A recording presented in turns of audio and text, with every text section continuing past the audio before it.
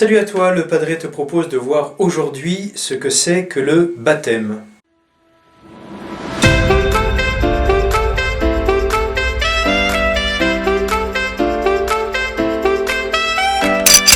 Le mot baptême, baptême, est un mot qui n'est pas français. C'est un mot qui vient du grec et, encore une fois, que nous n'avons pas, hélas, traduit.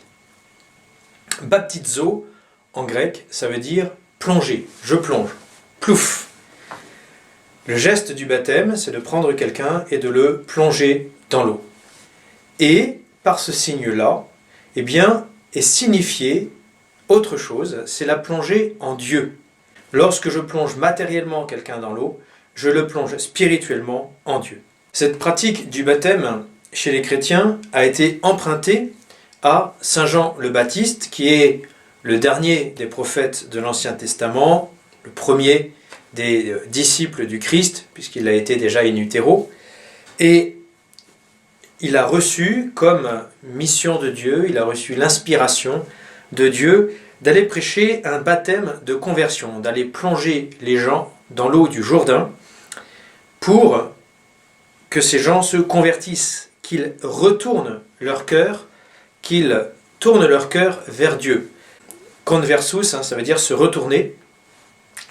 C'est exactement ce mouvement-là qui est fait en ski. Lorsqu'on fait une conversion en ski, on change ses skis de telle façon que l'on puisse faire un demi-tour et repartir dans l'autre sens.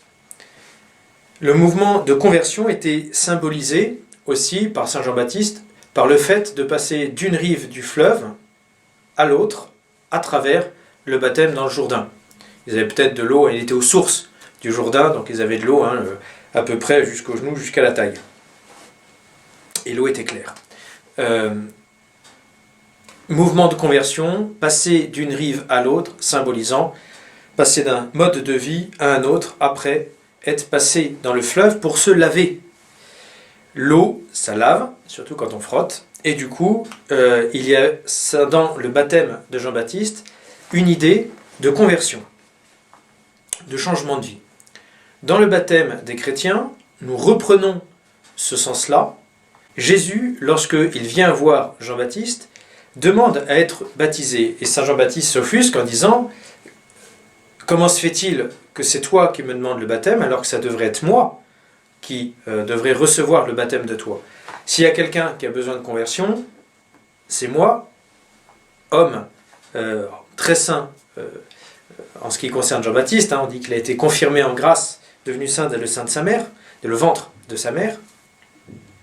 Mais en tout cas, c'est sûr que c'est à un homme de demander la conversion, pas à Dieu qui s'est fait homme, celui qui est saint par nature, qui est tout pur, qui est pleinement uni à Dieu parce qu'il est Dieu.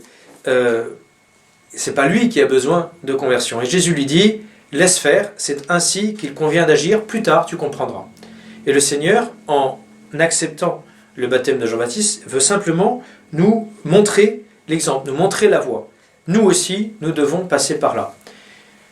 Si nous sommes disciples du Christ, là où le Christ est passé, là nous passerons. S'il est bien la tête du corps qu'est l'Église, comme dans tout accouchement, il faut que la tête passe d'abord pour que le reste du corps passe ensuite. Le Christ va accepter le baptême de conversion pour nous montrer la voie. Mais lorsqu'il va instituer le baptême, c'est tout à la fin de l'évangile de Saint Matthieu, où il dit à ses disciples, « Allez de toutes les nations, faites des disciples, baptisez-les au nom du Père et du Fils et du Saint-Esprit. » Il y a donc une injonction de faire le geste du baptême, mais avec une petite phrase en plus, « Au nom du Père et du Fils et du Saint-Esprit. » Vous plongerez les gens dans l'eau au nom de Dieu par action divine. Ce que ne faisait pas Saint Jean-Baptiste, qui avait simplement un baptême de conversion, on dit un baptême symbolique, un baptême de préparation à la réalité sacramentelle du baptême. Saint Jean-Baptiste préparait les gens simplement à passer d'une rive à l'autre en se lavant.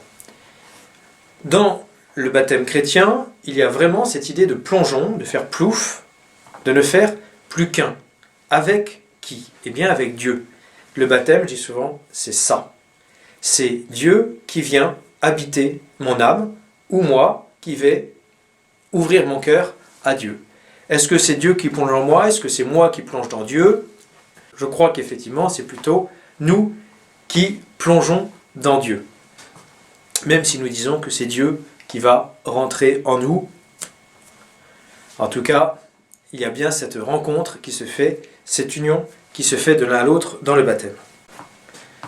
Dans le fait de plonger, il y a quelque chose d'intéressant aussi. C'est que si je prends quelqu'un, je lui mets la tête sous l'eau et que je déroule ma formule baptismale avec un petit peu de solennité, je te baptise au nom du Père et du Fils et du Saint-Esprit, quand je lui lâche la tête, mon candidat a fait une bonne apnée. Et donc il va ressortir de l'eau et respirer pour de vrai. Cette respiration, ce nouveau souffle, est là pour symboliser aussi la nouvelle vie qui s'opère en lui. Nous sommes nés une première fois du sein de notre mère, nous sommes nés à la lumière du jour, et nous avons respiré avant de chouiner, et de la même façon, eh bien, ce geste est repris dans le baptême sacramentel. Nous plongeons les gens en Dieu, et lorsqu'ils ressortent de l'eau, ils expriment cette nouvelle vie avec à nouveau une respiration, une vraie respiration. Lorsqu'il dit à ses disciples de baptiser au nom du Père et du Fils et du Saint-Esprit, le Seigneur invente, crée, fonde le sacrement de baptême. Voilà, à bientôt, Dieu vous garde.